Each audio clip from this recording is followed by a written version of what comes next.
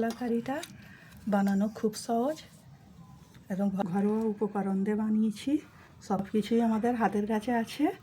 তো চলো আমি কী কী উপকরণ নিয়েছি সব কিছু তোমাদের দেখিয়ে দেবো।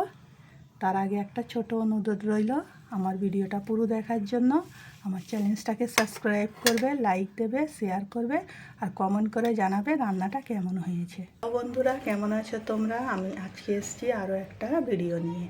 তো আজকে আমি তোমাদের করে দেখাবো মাছের মশলা কারি। তার জন্য এখানে আমি 400 গ্রাম মাছ নিয়েছি, পিস হিসাবে 7 পিস মাছ হয়েছে আমার। তো চলো এটাকে প্রথম আমি মশলা মাখিয়ে নিচ্ছি। নুন দিয়ে দিচ্ছি, হলুদ আর অল্প একটু সর্ষের তেল। এটাকে আমি এখন ভালো করে মাখিয়ে নেব।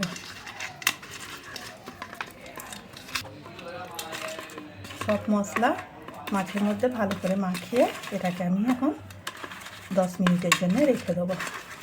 এখানে আমার মাছটা মশলা মাখানো হয়ে গেছে, এটাকে আমি এখন সাইডে রেখে দিচ্ছি।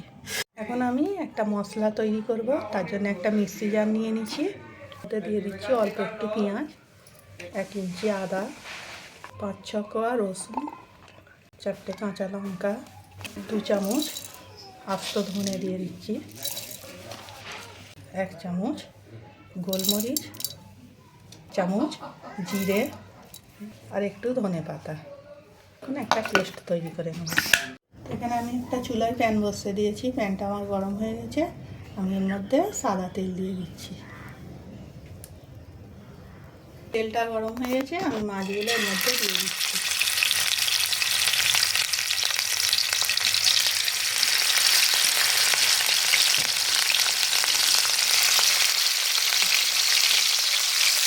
সব মাছগুলো সব দিয়ে দিচ্ছি। এখন মাছগুলো ভালো করে আমি ভেজে নেব।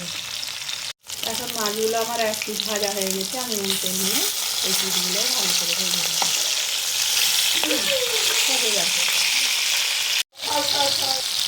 কারণ মাছগুলো উল্টে দিয়েছি, আমি এই পিসটাও ভালো করে ভেজে নেব। তো এখন আমার মাছগুলো ভাজা হয়ে গেছে, আমি এগুলো একটা প্লেটে তুলে দিচ্ছি।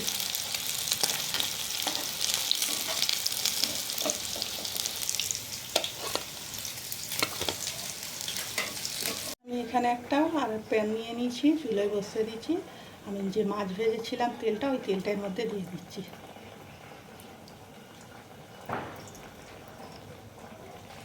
আমি তেলেতে দিয়ে দিচ্ছি একটা তেজপাতা 2 খাদি করে নিয়েছি আর 2টো এলাচ। এখন আমি এর মধ্যে দিয়ে দিচ্ছি 1 চামচ হলুদ, 1 চামচ কাশ্মীরি লঙ্কা।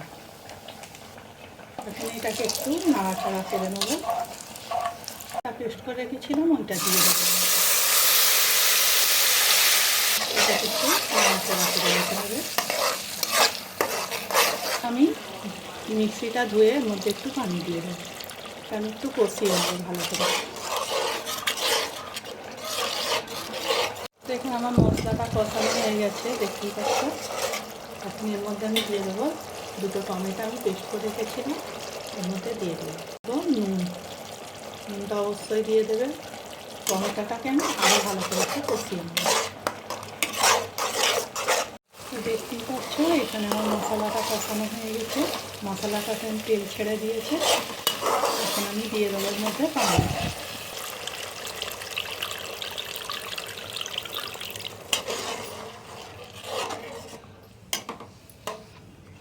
এখন আমি চুলার আঁচটাকে জোর করে দিয়ে পানিটা ফুটতে দেবো। তো এখানে আমার পানিটা ফুটে গেছে, এর মধ্যে আমি ভেজে রাখা মাছগুলো একটা একটা সব দিয়ে দেবো।